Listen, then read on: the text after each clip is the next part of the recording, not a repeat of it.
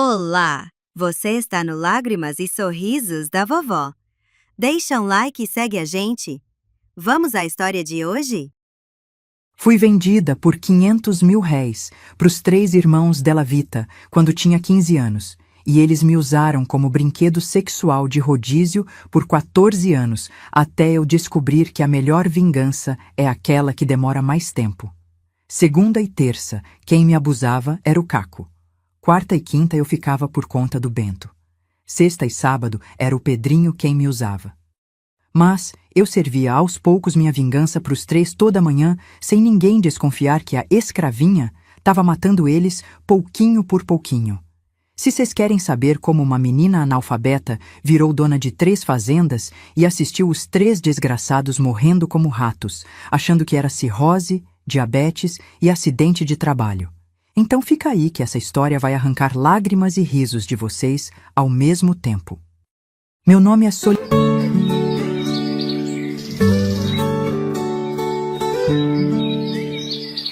é Solineusa, mas aqui em São Simão, todo mundo me conhece só como Sol. Tenho 86 anos nas costas, e cada ruga dessa cara conta uma batalha que ganhei. Hoje estou aqui nessa casinha simples, sentada nessa mesma cadeira que comprei com o primeiro dinheiro que ganhei depois de livre. Mas nem sempre foi assim. Tem gente que olha para mim e vê só uma veia quieta com chale azul e vestido floral. Mas por baixo dessa roupa de vovó pacata, tem cicatrizes que vocês nem imaginam. De escrava sexual a dona de propriedade, e ainda tem quem acha que milagre não existe, mas eu tô aqui para provar que mulher esperta vale mais que caixa forte fechada. Olha só, me conta aqui nos comentários aí. Vocês são de onde, hein? Quero saber de que cantinho desse Brasil vocês estão me ouvindo. Podem escrever o nome de vocês também, que eu gosto de saber quem tá escutando essa veia aqui contar essas barbaridades que aconteceu comigo.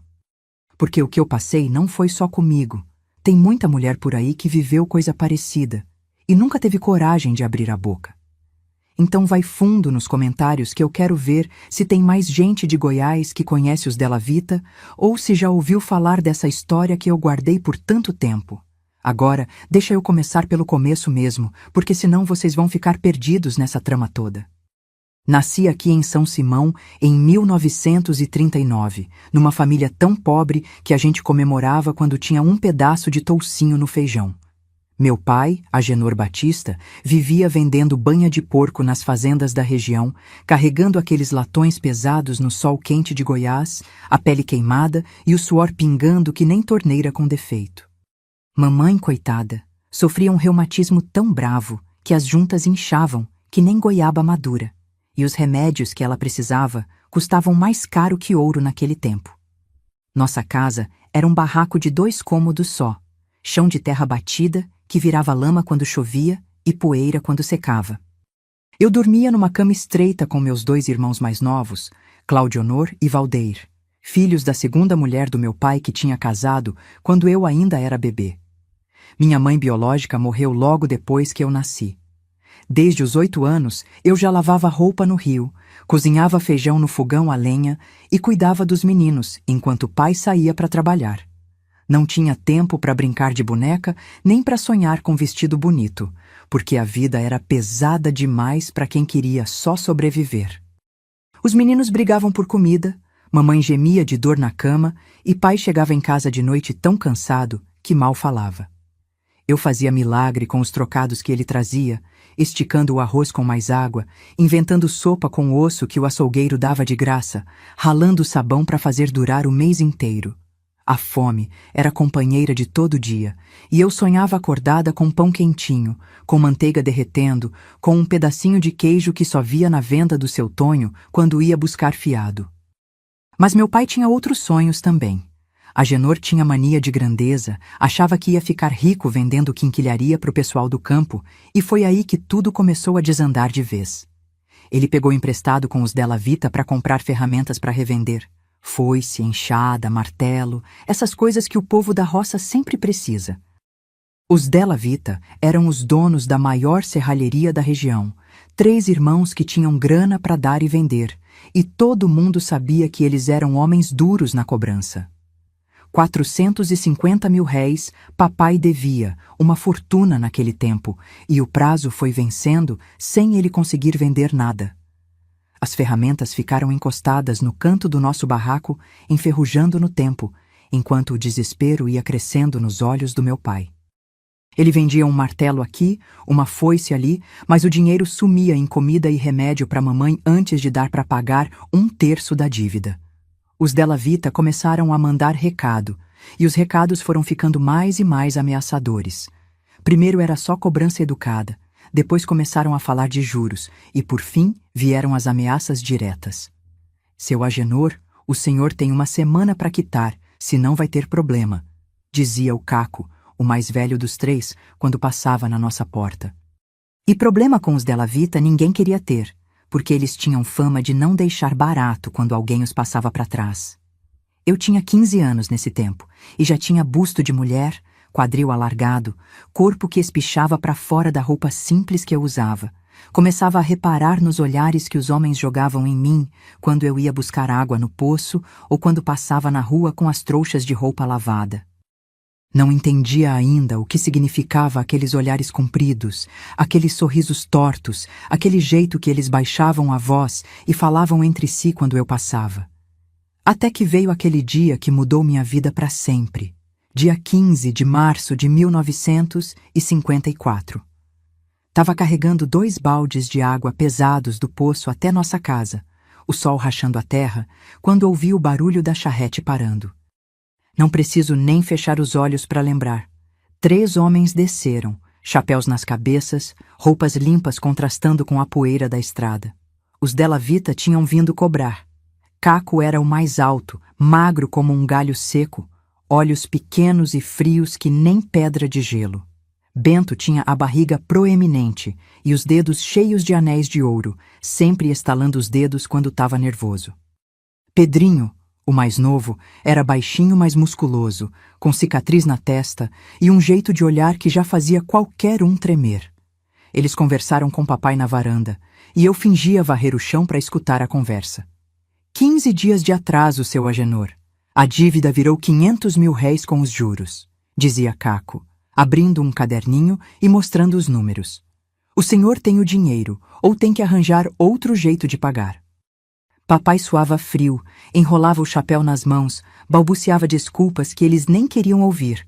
Foi quando Bento apontou para mim e disse a frase que eu escuto até hoje nos meus pesadelos. Aquela ali é sua filha mais velha? O que aconteceu depois foi rápido demais para eu entender. Papai chamou eles para dentro, mandou eu ficar no quintal, mas deu para ouvir a conversa mesmo de longe.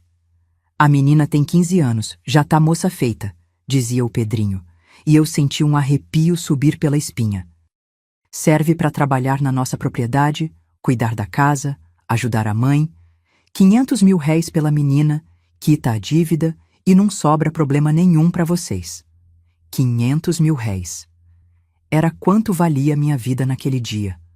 Um pedaço de gente trocado por números no papel, um corpo de 15 anos transformado em moeda de troca. Papai levou quase 1 hora discutindo, e eu ficava ali no quintal, fingindo dar milho para as galinhas enquanto o mundo desabava ao meu redor. Não entendeu ainda muito bem o que significava trabalhar na propriedade deles, mas algo no fundo do meu peito já gritava que aquilo não ia ser trabalho comum. Quando o papai aceitou, eu vi ele sair da casa com os olhos vermelhos. Me chamou e disse que eu ia embora com os senhores Della Vita, que ia trabalhar na casa deles, que era a única forma de salvar nossa família. É só por um tempo, Sol. Você vai ajudar na cozinha, na limpeza, e eles vão te tratar bem. É gente de posse, vão te dar roupa boa, comida todo dia, até escola se você quiser. Promessas de açúcar em boca amarga, de vender a própria filha. Não tive tempo nem de abraçar mamãe direito. Os meninos choravam agarrados na minha saia e eu prometi que ia voltar logo, que ia mandar dinheiro para comprar remédio para ela. Botaram minha trouxinha na charrete. 2 mudas de roupa, um pano de cabeça e a trança de cabelo que mamãe guardava desde que eu era criança. Era tudo que eu tinha no mundo e nem sabia que dentro de alguns meses não ia ter nem isso. Subi naquela charrete com os Della Vita olhando para mim de um jeito que já não gostei. Caco sentou do meu lado, perto demais, e disse: Você vai trabalhar duro, menina, mas vai ter comida e cama para dormir. Só tem que obedecer tudo que a gente mandar. O tom dele não era de patrão normal.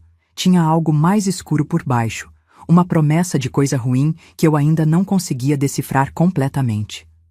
Enquanto a charrete se afastava de São Simão, guardei na cabeça a última imagem da nossa casinha de madeira, dos meus irmãos acenando e de papai virando as costas para não mostrar que estava chorando. Naquele dia 15 de março, a menina Sol, de 15 anos, foi vendida como gado no pasto. Mas o que aqueles homens não sabiam era que eles não estavam comprando só mais uma empregada. Estavam trazendo para dentro de casa a mulher que ia destruir a família deles, pedacinho por pedacinho, até não sobrar nem os ossos. A casa dos Della Vita ficava numa propriedade afastada, cercada de eucaliptos e um portão de ferro que rangia quando abria. Era uma construção de alvenaria, pesada como pedra de moinho, com janelas barradas e cheiro de mofo que nem o sol conseguia tirar. Cheguei lá quando o dia já morria, e foi ali mesmo, na varanda escura, que eles me disseram as regras que iam governar minha vida pelos próximos 14 anos. Aqui você tem 3 patrões, falou o Caco, apontando para ele e para os irmãos. Segunda e terça você serve eu. Quarta e quinta pro Bento, sexta e sábado pro Pedrinho. Domingo você ajuda nossa mãe Conceição na igreja. Não entendi direito o que servir significava até que me levaram pro quartinho nos fundos da casa. 3 camas número 1, 2 e 3, 3 pratos esmaltados com as iniciais C, B e P gravados a fogo, e 3 aventais pendurados na parede, vermelho, azul e verde. Cada dia você põe o avental da cor do seu patrão, explicou o Bento, mexendo os anéis nervosamente. E dorme na cama com o mesmo número. Assim não tem confusão. Confusão era pouco para descrever o inferno que estava começando ali, mas eu ainda era moça boba que achava que servir era fazer comida e limpeza. A rotina começava às 4 da madrugada, com o belido das cabras querendo ser ordenhadas. Saía no escuro, os pés descalços pisando na grama gelada, a lata de zinco pesada nas mãos trêmulas.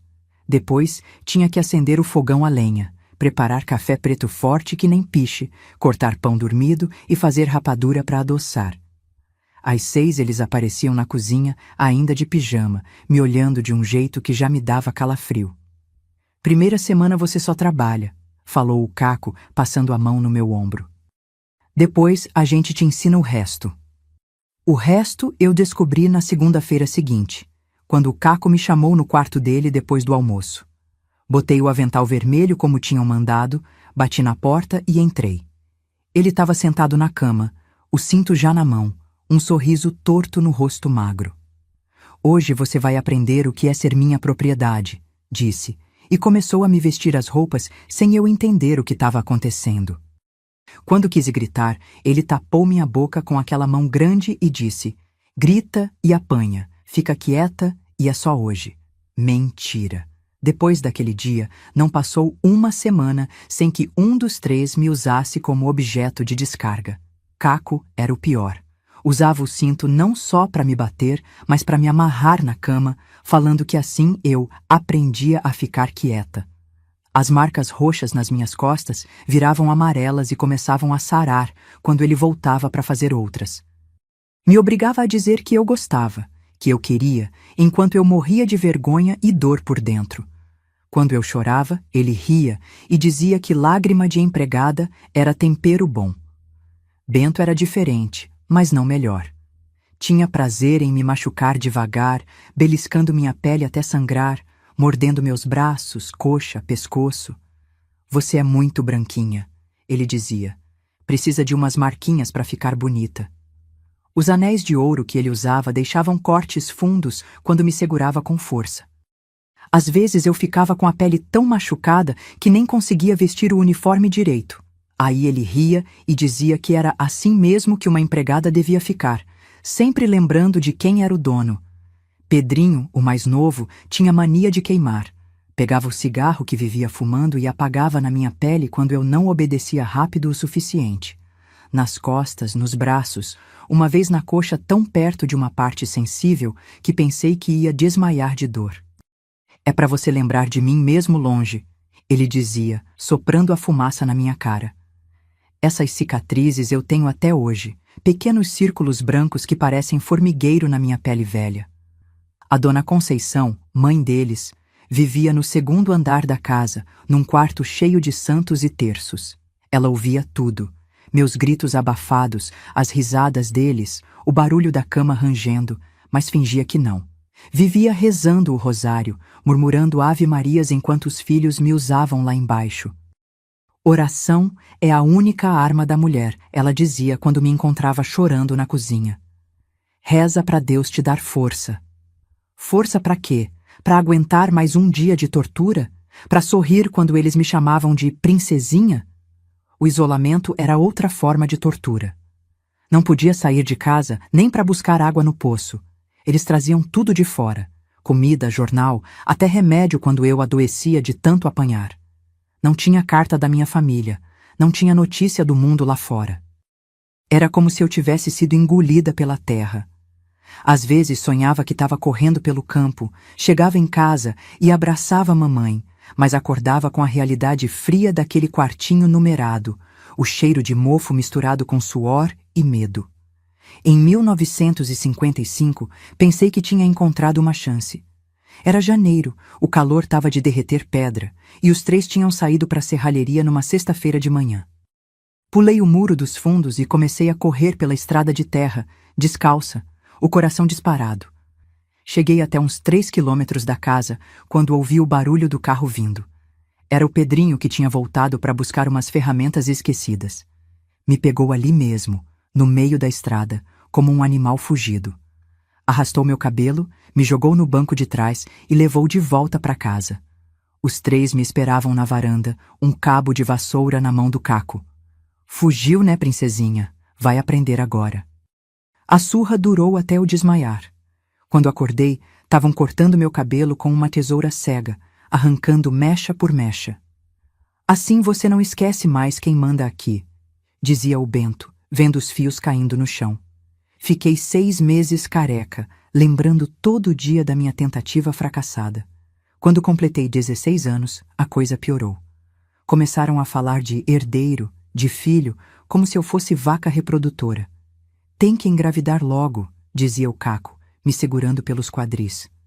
Uma menina assim tem que dar filho para a família. Eles brigavam entre si sobre de quem seria o primeiro, apostavam quem ia me deixar grávida primeiro. Era como se eu nem fosse gente, só um útero com pernas para produzir bebê para 3 homens que nem sabiam o que era amor. Ninguém engravidou. Seja porque Deus me protegeu, seja porque meu corpo rejeitava aquela violência, mas todo mês veio minha regra normal. Eles ficavam bravos, diziam que eu estava tomando remédio para não engravidar, me davam chá de erva doidinha para limpar o útero. Uma vez o Bento me levou num curandeiro que fez simpatia com galinha preta. Nada adiantou, e eu agradeço até hoje por isso. Foi durante uma dessas consultas com o especialista que descobri a verdade sobre o sucesso dos Della Vita. Ouvi uma conversa deles no telefone sobre um carregamento de madeira roubada, sobre propina para fiscal, sobre preço superfaturado em obra pública. A serralheria era próspera, sim, mas por métodos que eles não gostavam de discutir em voz alta. E entre eles a desconfiança crescia. Cada um achava que o outro estava pegando mais da conta, escondendo dinheiro, fazendo negócio por trás. Caco desconfiava que Bento estava desviando do caixa para comprar terreno em outro estado. Bento achava que Pedrinho vendia madeira para concorrência de madrugada. Pedrinho garantia que Caco tinha mulher escondida em Anápolis, gastando dinheiro da empresa. Essas desconfianças viravam brigas na hora do jantar. Talheres voando pela mesa, xingamentos que faziam Conceição rezar mais alto para abafar. Eu servia quieta, ouvindo tudo, guardando cada informação como quem coleciona moeda. Gente, tá ficando pesado, né? Olha, se vocês querem que eu continue contando essas verdades que aconteceu com frequência aqui no Brasil, tem um jeito de me ajudar. Ali embaixo tem um botãozinho escrito Valeu. Vocês clicam lá e manda o que puder, nem que seja R$5. É rapidinho. Clica, escolhe o valor e pronto. Esse dinheirinho ajuda demais a manter esse canal Sabedoria da Vovó, tá bom? Assim eles conseguem trazer mais história dessas que precisam ser contada diariamente, ok? À noite, quando eles dormiam, eu ficava acordada na cama número que fosse do dia, olhando as rachaduras no teto e pensando em como acabar com tudo aquilo. Às vezes vinha na minha cabeça a ideia de tacar fogo na casa inteira, outras vezes de botar veneno na comida deles. Mas eu era menina ainda, não sabia nada de veneno nem de fogo. O que eu sabia era que precisava aprender, precisava virar esperta igual eles, senão ia morrer ali naquela casa sem nunca ver minha família de novo. Quando o Bento estava lendo os livros de contabilidade na mesa da cozinha, eu fingia limpar os armários perto só para espiar. Números, contas, nomes de fornecedores, eu gravava tudo. Quando eles rasgavam cartas ou papéis importantes, eu remendava pedacinho por pedacinho de madrugada, como quebra-cabeça. Durante o dia, eu era a empregada obediente, mas de noite eu virava aluna de uma escola macabra, aprendendo os segredos que iam me libertar.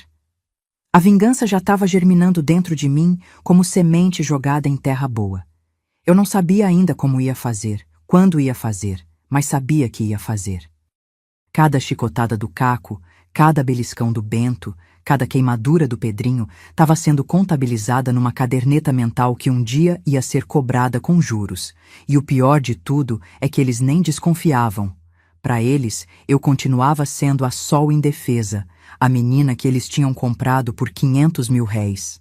Mas eu já estava aprendendo que até pássaro mais frágil, quando encurralado, pode furar os olhos do caçador. E os Della Vita não iam imaginar que a empregada quieta, que chorava baixinho para não incomodar, estava se transformando na maior ameaça que essa família já teve.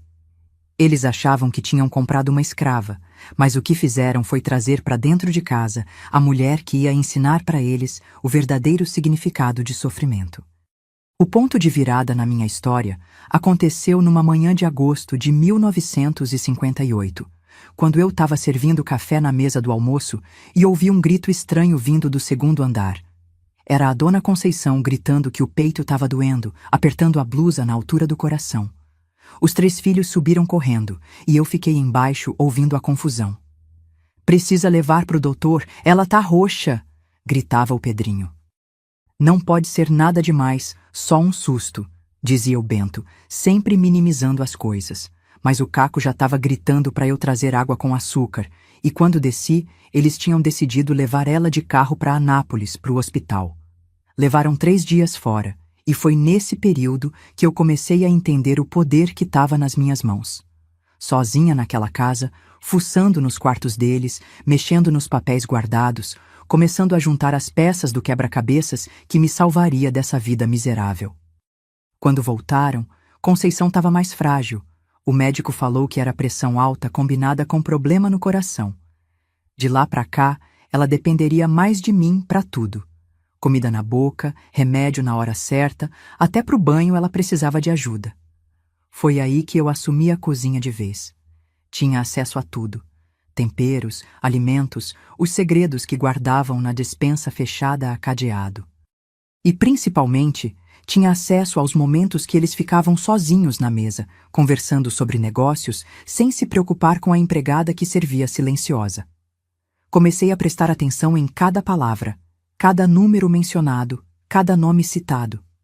Era durante essas refeições que eu descobria os pontos fracos, as desconfianças mútuas, o jeito que cada um protegia seu próprio interesse acima dos irmãos. Uma noite, quando o Bento estava bebendo cachaça sozinho na biblioteca, me aproximei para recolher os copos vazios.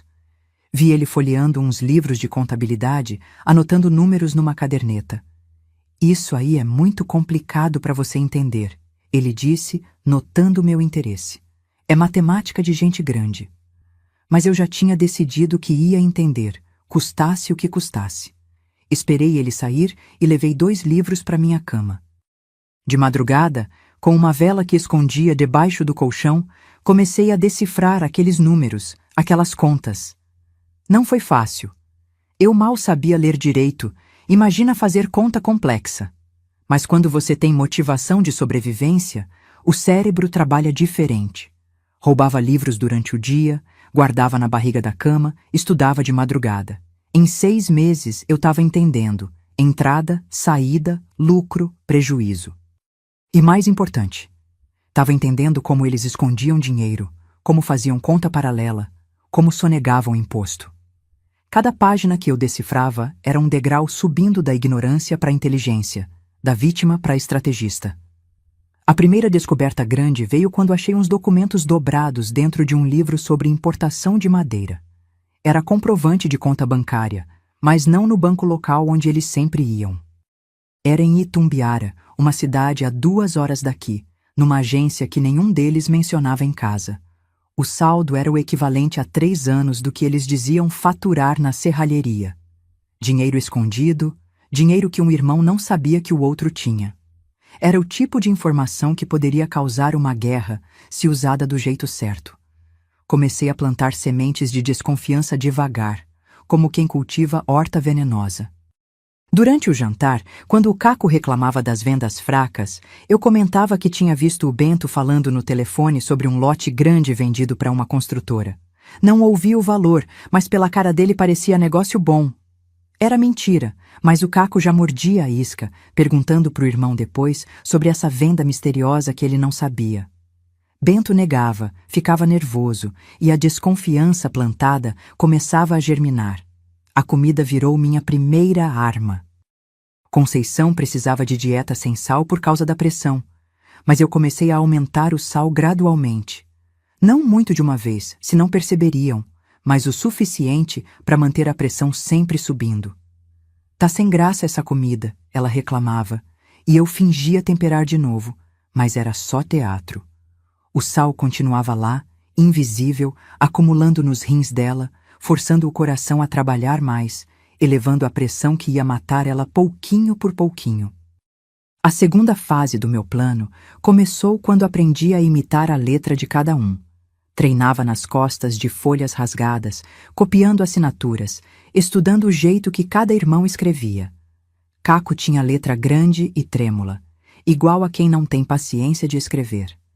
Bento era meticuloso, cada letra perfeitamente desenhada. Pedrinho misturava letra de forma concursiva, resultado de alguém que mal terminou a escola. Praticava horas, até conseguir reproduzir cada uma com perfeição mortífera.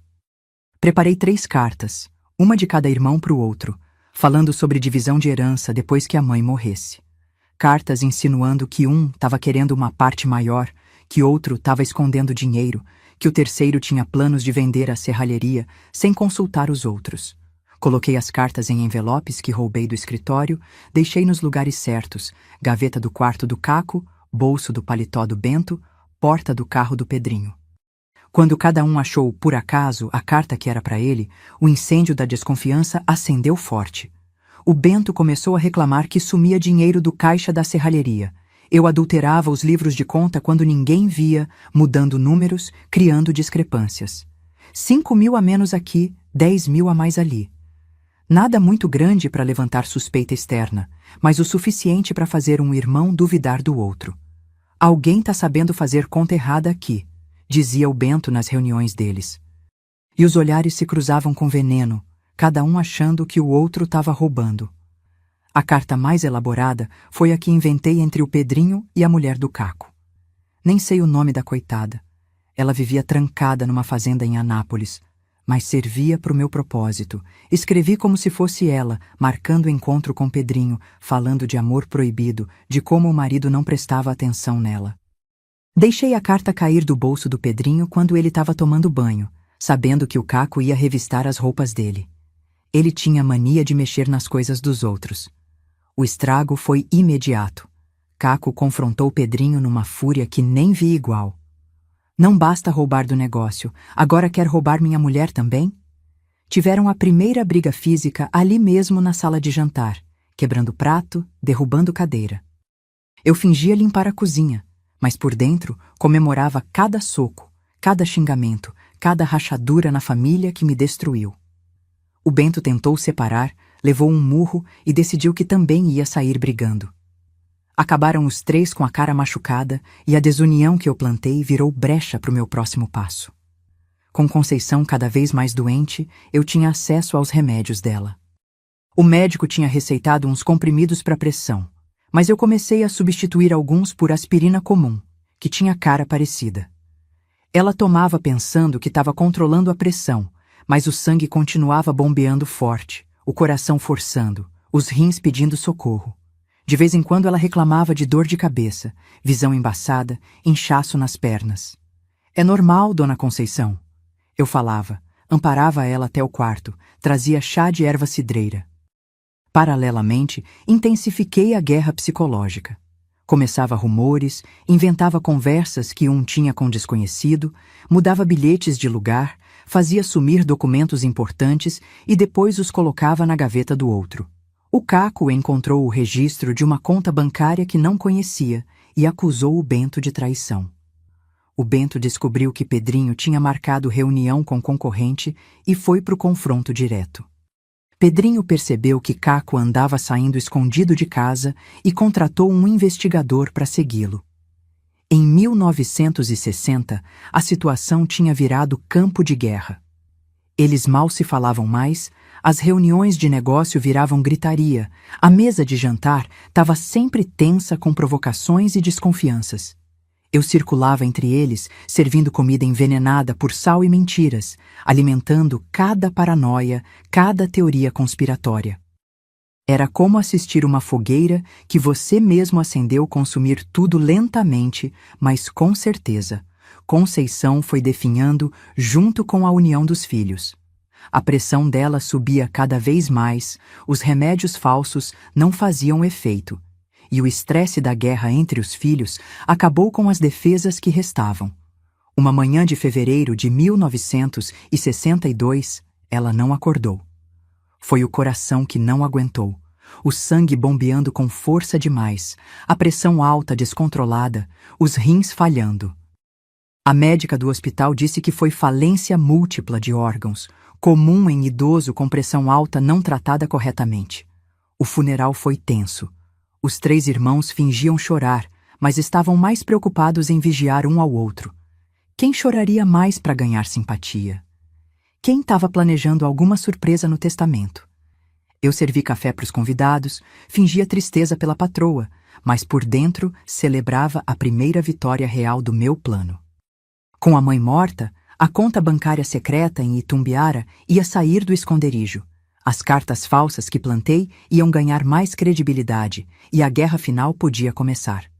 Não passou um mês depois do enterro que o Caco começou a sentir os efeitos do estresse. Ele, que já bebia demais, passou a beber ainda mais. As brigas com os irmãos ficaram diárias, o sono sumiu, a paranoia aumentou. Começou a ter dor no estômago, enjoos, amarelição na pele. Eu sabia que era o fígado pedindo socorro, o corpo não aguentando o veneno do álcool combinado com o veneno das mentiras que eu plantei. Quando ele vomitou sangue pela primeira vez, ninguém deu muita atenção. Acharam que era só consequência da bebida. Mas o Caco não melhorou.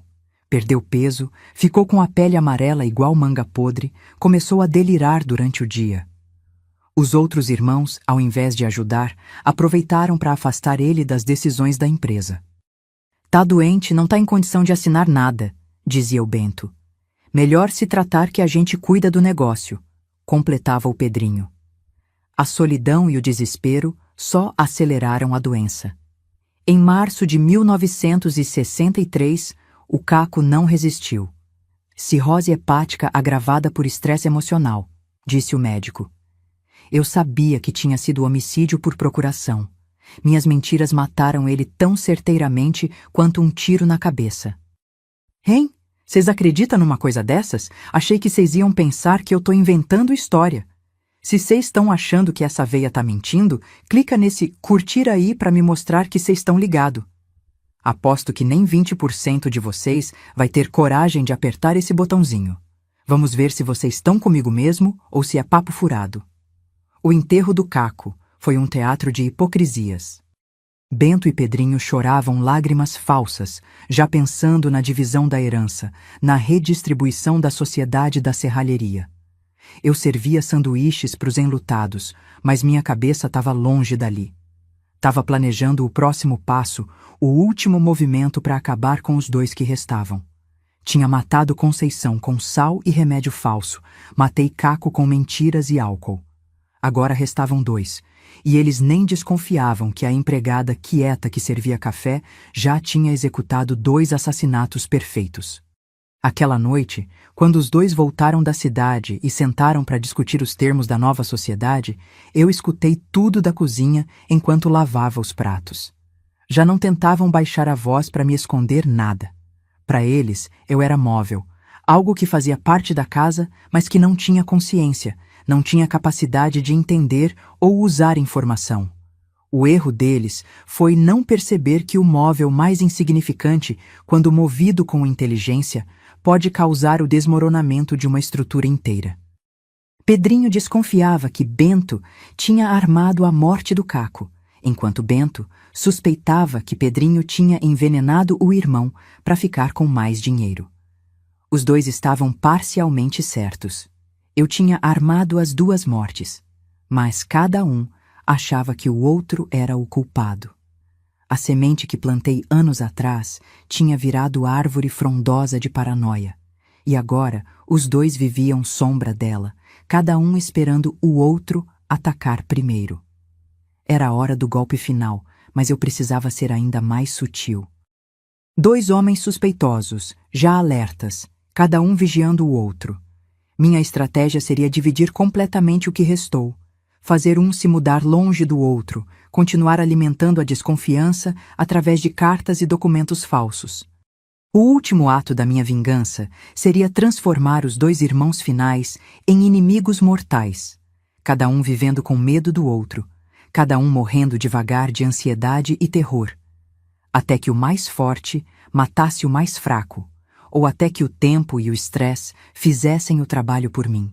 E assim, naquele março sangrento de 1963, com um irmão morto e 2 se odiando como cobra e rato, eu sabia que tinha dado o primeiro passo real rumo à liberdade. Tinha aprendido que a vingança mais doce é aquela que o inimigo executa contra si mesmo, sem perceber que é marionete nas mãos de quem ele julgava incapaz de qualquer reação. Os Della Vita compraram uma menina de 15 anos, mas criaram sem querer a mulher que ia desmanchar essa família por dentro, pedacinho por pedacinho, até não sobrar nem os ossos para enterrar. Com o Caco morto, a guerra entre Bento e Pedrinho virou campo de batalha aberto.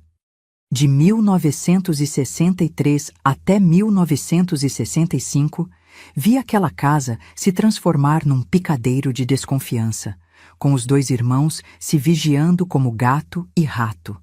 Toda conversa virava gritaria, toda reunião de negócios terminava em acusação. Você estava fazendo conta paralela com o Caco, dizia o Bento, jogando os livros de contabilidade na mesa. E você que roubava da Pet Cash para bancar suas mulherzinhas, rebatia o Pedrinho, sempre com aquele jeito de cobra prestes a dar o bote. Eu circulava entre eles como sombra, servindo café, pegando prato, ouvindo cada palavra que soltavam sem cuidado. Eles brigavam sobre qualquer coisa, quem ficaria com qual cliente, quem tinha direito a qual caminhão, até sobre quem pagaria o enterro do Caco. Era como assistir 2 cachorros brigando por um osso, cada um querendo arrancar o pedaço maior, cada um achando que o outro tinha escondido a medula preciosa em algum lugar secreto. A primeira briga física aconteceu numa quinta-feira de julho de 1964, quando o Bento descobriu que Pedrinho tinha assinado um contrato grande sem consultar ele. Era fornecimento de madeira para uma construtora da capital, negócio que valia 3 meses de faturamento normal. Você assinou sem minha autorização, gritou o Bento, estalando os anéis nervosamente. Eu sou sócio igual, não preciso pedir permissão para trabalhar, rebateu o Pedrinho, acendendo um cigarro só para provocar. O que começou com palavras virou empurrão. O empurrão virou soco. Derrubaram a mesa da sala de conferência, espalharam papéis pelo chão, quebraram a cadeira importada que o Caco tinha comprado. Eu assistia da porta da cozinha, fingindo secar pano de prato, mas por dentro estava comemorando cada ferimento, cada xingamento, cada rachadura que se abria entre eles. Quando finally se separaram, ambos sangrando, Bento com corte na boca, Pedrinho com arranhão na testa, a serralheria teve que fechar por 2 semanas. Nenhum funcionário tinha coragem de trabalhar com os sócios se matando. Foi nesse período que criei minha obra-prima de falsificação. Enquanto eles se recuperavam da briga, andando pela casa igual 2 leões feridos, eu trabalhava de madrugada no testamento falso da Dona Conceição. Tinha roubado o papel timbrado do cartório quando um escrivão veio fazer inventário dos bens dela, estudado modelos de testamento até decorar cada vírgula, cada expressão legal. Por 3 noites seguidas, praticava a letra tremida dela, misturando cursiva com caneta velha que deixasse borrões naturais. O testamento dizia que a serralheria seria dividida igualmente entre os 3 filhos vivos, mas com uma cláusula específica. Se algum deles morresse sem herdeiros diretos, sua parte iria integral para mim, pela dedicação e carinho com que cuidou de mim nos últimos anos. Era audácia pura, mas sabia que funcionaria. Os 2 irmãos iam achar que a mãe tinha descoberto os segredos que eles achavam que só eles sabiam. Cada um ia pensar que eu sabia demais e precisava ser silenciada, ou que precisava ser mantida por perto como garantia. Em 1965, a guerra escalou para o nível seguinte. Pedrinho não aguentou mais viver na mesma cidade que o irmão. Vou abrir filial em Anápolis, anunciou durante um jantar tenso, onde eu servi feijão tropeiro e assistia os 2 se medicarem com uísque. Vai dividir o patrimônio ou vai meter a colher nos meus negócios de lá também? O Bento tentou protestar, falar de unidade da empresa, mas no fundo ficou aliviado com a distância. 2 leões no mesmo território sempre acabava em sangue. A mudança do Pedrinho foi como assistir separação de casal que se odeia. Ele levou a caminhonete favorita, 3 funcionários leais e uma parcela significativa dos contatos comerciais. Deixou o Bento com a matriz em São Simão, a casa onde moravam e a responsabilidade de cuidar de mim, ou melhor, de me vigiar, porque nenhum dos 2 confiava em me deixar sozinha com o outro depois que viram o testamento falso que encontraram na gaveta da cômoda da mãe. Com eles separados geograficamente, meu trabalho ficou mais fácil e mais complexo ao mesmo tempo. Agora tinha que jogar usando correspondências, telefonemas interceptados, documentos que iam e vinham entre as 2 cidades. Comecei a abrir as cartas que Pedrinho mandava do Anápolis, ler, rezelar com cola que fazia de farinha. Adulterava números aqui e ali, mudava datas de reuniões, inventava compromissos que um tinha assumido sem avisar o outro.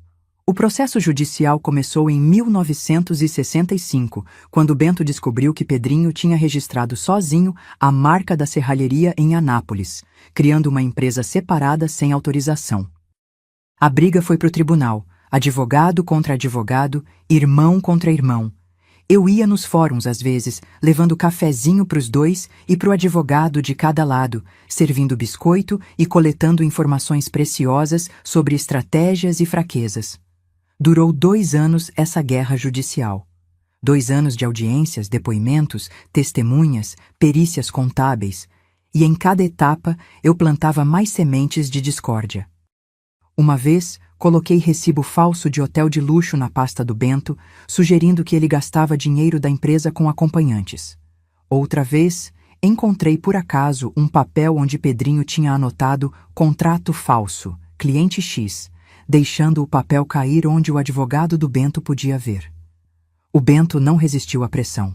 Sempre foi o tipo que guardava tudo dentro até explodir, e a explosão veio em forma de doença.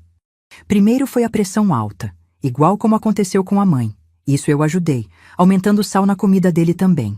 Depois veio o diabetes, aquele tipo silencioso que vai corroendo por dentro. Eu tinha acesso aos remédios dele, igual tive com a Conceição.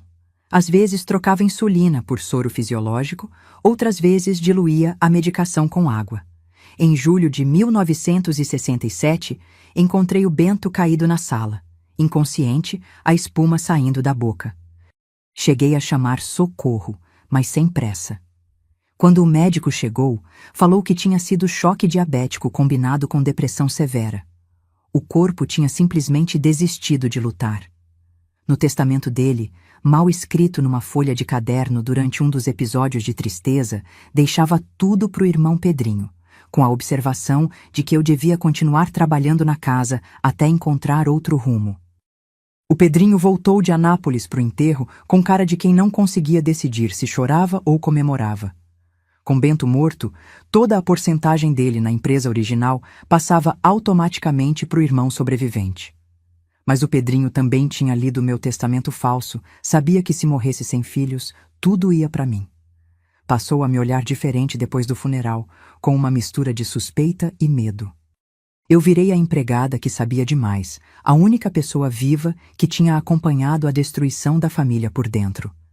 Continuei trabalhando para ele, agora sozinho na casa grande, cada vez mais silencioso, cada vez mais paranoico. O Pedrinho tinha começado a trancar a porta do quarto durante o dia. Escondia papéis importantes em cofre que mandou instalar na parede. Desconfiava de todo mundo, dos funcionários da serralheria, dos fornecedores, até do povo da igreja. Mas principalmente desconfiava de mim. Sabia que eu circulava pela casa como fantasma, que via e ouvia tudo, que tinha sobrevivido a todos os seus irmãos. Em março de 1968, exatamente 14 anos depois que fui vendida pelos 500 mil réis, a vida deu seu último giro cruel.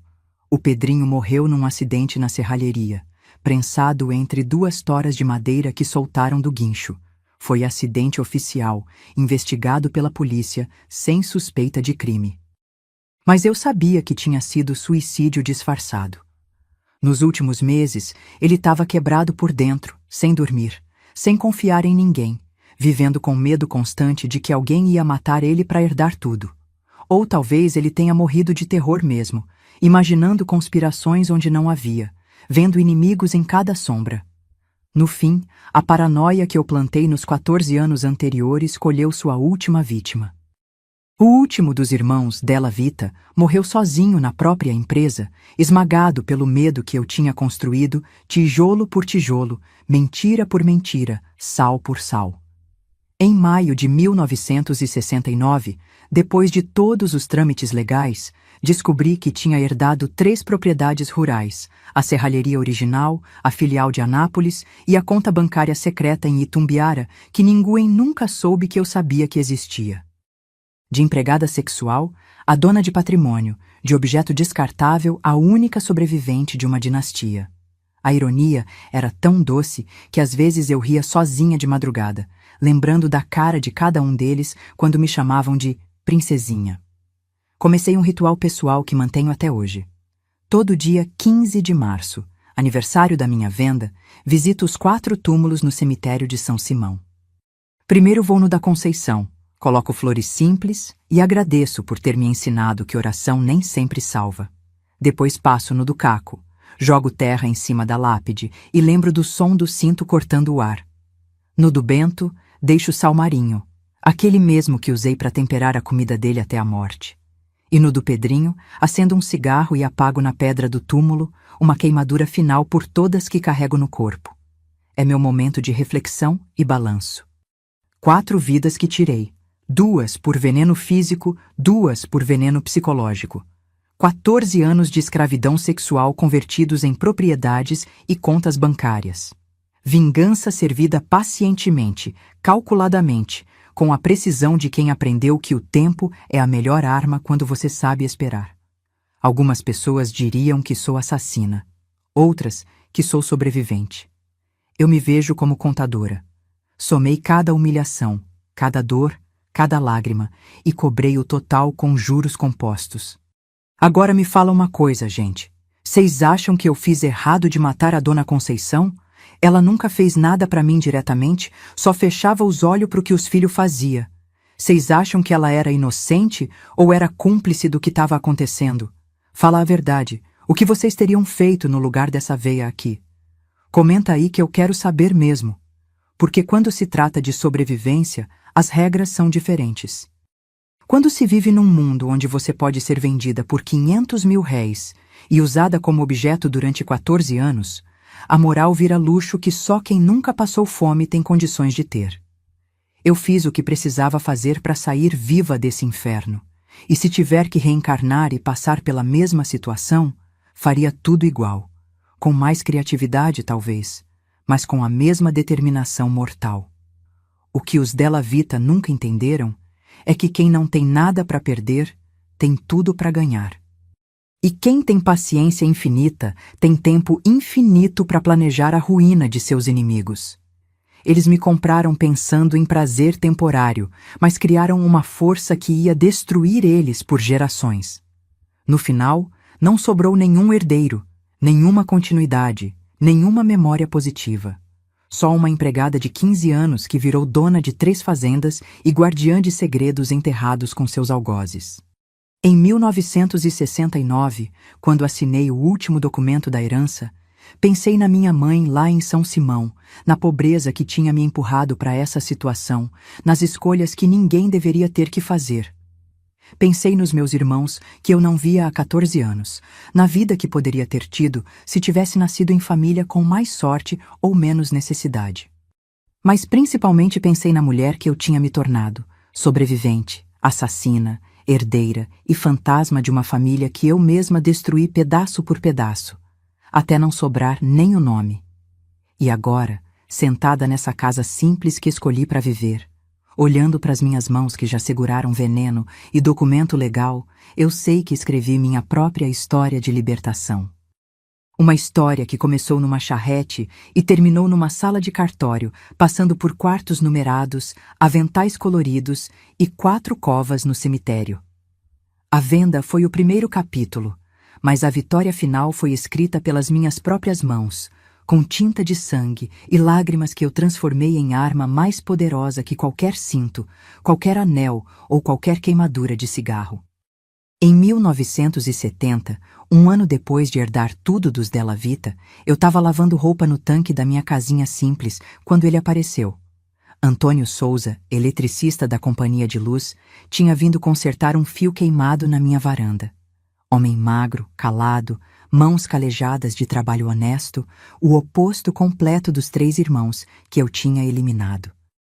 Ele não sabia nada da minha história.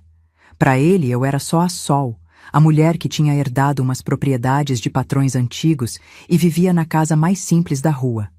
Não procurei amor, não estava à procura de marido. Mas o jeito dele, consertando o fio com paciência, explicando cada passo como se eu fosse criança interessada em aprender, me deixou curiosa. Não havia grosseria, não tinha olhar de posse, não existia aquela fome animal que eu tinha aprendido a identificar de longe. Quando ele ofereceu para voltar no fim de semana para terminar o serviço, aceitei. Quando ele pediu para me levar na missa de domingo, hesitei, mas fui. A igreja estava cheia de gente que me conhecia como herdeira, mas ninguém sabia de onde veio minha riqueza real. Casei com Antônio numa cerimônia simples, sem família da minha parte. Dizia que meus pais tinham morrido quando eu era jovem, o que era meio verdade. Ele trouxe a mãe dele, 2 irmãos e uma prima que cantou Ave Maria desafinada durante toda a cerimônia. Na lua de mel, que foi só 3 dias em Caldas Novas, ele dormia do lado esquerdo da cama e nunca invadia meu espaço. Demorou 2 meses até eu deixar ele me tocar de verdade. Era diferente. Não havia violência, não existia sistema de rotação, não precisava usar avental colorido para lembrar de quem eu era naquela noite. Primeiro nasceu a Marta, parida numa manhã de chuva fina, depois de 12 horas de trabalho de parto.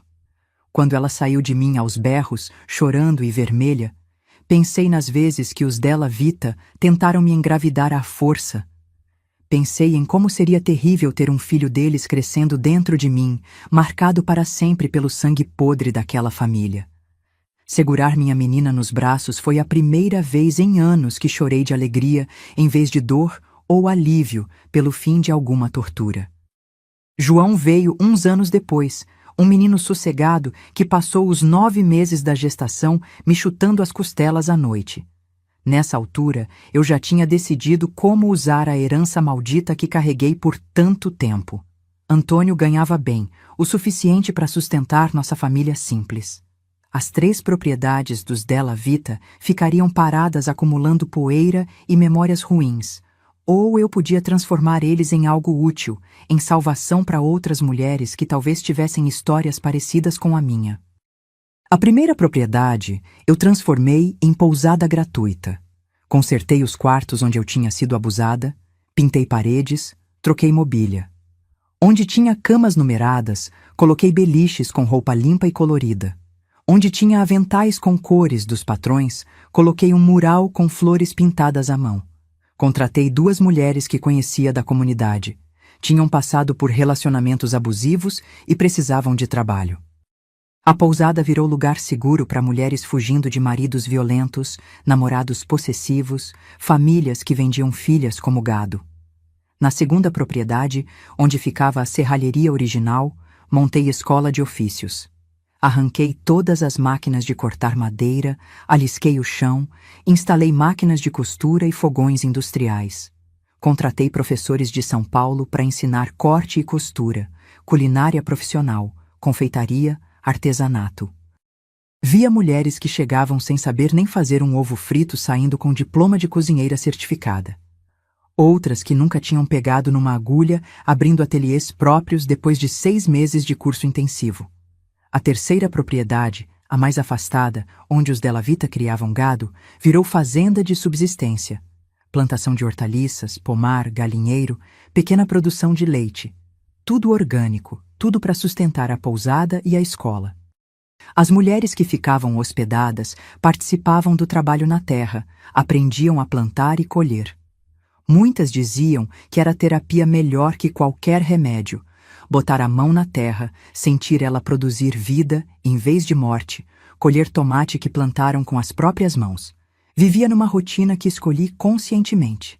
Acordava às 5 da manhã, preparava café forte, revisava contas da pousada e da escola, fazia ronda nas 3 propriedades. Voltava para casa ao meio-dia para almoçar com Antônio e as crianças. Ele nunca perguntava muito sobre os negócios, confiava que eu sabia gerir a herança que tinha recebido. À tarde, eu passava na escola de ofícios, assistia a aulas, conversava com alunas, mediava conflitos quando surgia. Era trabalho de gerência e psicóloga ao mesmo tempo. Antônio morreu sem saber que tinha dormido do lado de uma mulher que tinha matado 4 pessoas. Nunca contei sobre os Della Vita, sobre a venda, sobre os 14 anos de escravidão sexual. Minha história oficial era que tinha trabalhado como empregada doméstica para a família rica, que eles tinham reconhecido meu valor e deixado tudo para mim quando morreram num acidente de carro coletivo. Mentira bem construída, com papéis falsos que comprovavam versão limpa da verdade podre. Os filhos cresceram sabendo que a mãe era generosa com mulheres em situação difícil, mas não sabiam por quê. Marta, hoje com 54 anos, sempre perguntava por que eu dava tanta oportunidade só para mulher, por que não abria projeto para ajudar homens também. Homens sabem se virar sozinho, filha, eu respondia. Mulheres precisam de rede de apoio. Era meia verdade. A verdade completa era que eu tinha trauma profundo de qualquer homem desconhecido, mesmo os necessitados. João seguiu carreira de engenheiro agrícola e até hoje me ajuda com a administração da fazenda. Entende os ciclos de plantio melhor que eu, modernizou o sistema de irrigação, instalou energia solar para cortar custos, tem 37 anos agora e sempre quis saber mais sobre minha vida antes do casamento com o pai. Algum dia você vai entender, eu falava. Esse dia ainda não chegou, e talvez nunca chegue. Alguns segredos são pesados demais para carregar em família. Em 1982, 28 anos depois de ser vendida, meus 2 irmãos, Claudionor e Valdeir, vieram me procurar. Ouviram falar de uma mulher em São Simão que ajudava outras mulheres, que tinha propriedades e fazia doação. O nome Sol bateu nas memórias distantes deles e resolveram investigar. Quando chegaram na minha porta, eu levei uns segundos para reconhecer os homens crescidos nas crianças que tinha deixado lá em São Simão. Claudionor tinha virado comerciante em Dourados, casado, 2 filhos, barriga proeminente de quem comeu bem por décadas. Valdeir era motorista de ônibus interestadual, ainda solteiro, com cara cansada de quem passou vida inteira viajando. Sentamos na minha sala simples, Tomamos café que eu servi em xícaras que comprei com meu primeiro salário de mulher livre. Conversamos sobre vida que passou. Eles contaram que pai morreu em 1975, que mãe viveu até 82 anos, que tentaram me procurar várias vezes, mas não sabiam por onde começar. Perguntaram como eu tinha dado a volta por cima, como tinha saído de empregada para dona de propriedades. Respondi que aprendi contabilidade sozinha, que os patrões me ensinaram sobre negócios antes de morrer, que soube aproveitar a oportunidade quando apareceu. Não menti completamente, apenas omiti os métodos específicos que usei para herdar. Eles ficaram impressionados com a transformação, orgulhosos da irmã que tinha conseguido escapar da pobreza familiar. Mas eu guardia rancor secreto do pai. Agenor Batista, mesmo morto havia 7 anos, ainda existia na minha memória como o homem que vendeu filha para quitar dívida. 500 mil réis versus 14 anos da minha vida. Por mais que entendesse as circunstâncias, por mais que soubesse da fome que assolava nossa família, não conseguia perdoar completamente. Ele morreu achando que me salvou, que me deu oportunidade numa casa grande. Morreu sem saber do inferno que eu vivi, das cicatrizes que carrego até hoje. Quando os irmãos foram embora, depois de prometerem voltar mais vezes, promessa que cumpriram irregularmente nos anos seguintes, caminhei até meu quarto e abri gaveta que mantenho sempre trancada. Lá dentro, todos os documentos da herança, escrituras, testamentos, extratos bancários, e junto, numa pasta separada, as provas do que realmente aconteceu. Cartas falsificadas que nunca mandei, rascunhos dos planos que executei, até uma amostra das pílulas de pressão que substituí por aspirina comum. Evidências de 4 homicídios que ninguém investigou. Esses documentos ficam ali como lembrança pessoal, como confirmação de que não fui louca, que tudo aconteceu mesmo, que minha vingança foi real e metodicamente planejada. Às vezes, nas noites em que não consigo dormir, abro a gaveta, revejo cada papel e me pergunto se valeu a pena. Se a mulher que me tornei justifica os métodos que usei. Se salvei mais vidas com as propriedades do que tirei com os venenos. Até hoje, 28 mulheres passaram pela pousada. Algumas ficaram semanas, outras meses, uma ou outra morou lá por mais de 1 ano até conseguir reconstruir vida própria. Contando as alunas da escola de ofícios, já foram mais de 150 mulheres que receberam algum tipo de ajuda direta das propriedades que herdei pelos métodos mais tortuosos possíveis. Não sei se equilibra matematicamente. 4 mortos contra vidas salvas, mas é tentativa que continuo fazendo todo dia. Minha filosofia ficou simples depois de décadas refletindo. Se guardo riqueza para mim, fico igual eles. Os Della Vita acumularam propriedades, dinheiro, poder. Usaram recursos para comprar pessoas, para manter sistemas de opressão, para satisfazer desejos doentios. Se eu acumular riqueza sem distribuir, se usar dinheiro só para conforto pessoal, me torno reflexo distorcido deles. Por isso, investir tudo nas outras mulheres se tornou necessidade moral, jeito de transformar herança sangrenta em semente de mudança. Agora, com 81 anos nas costas, sentada nesta casa simples de 3 cômodos que escolhi como lar final, reflito sobre o caminho que percorri, de menina vendida por 500 mil réis para empregada sexual, de vítima silenciosa para assassina metódica, de escrava para herdeira, de herdeira para administradora de esperança alheia. Foi jornada impossível de imaginar quando subia naquela charrete em 1954, mas cada passo foi necessário para a sobrevivência.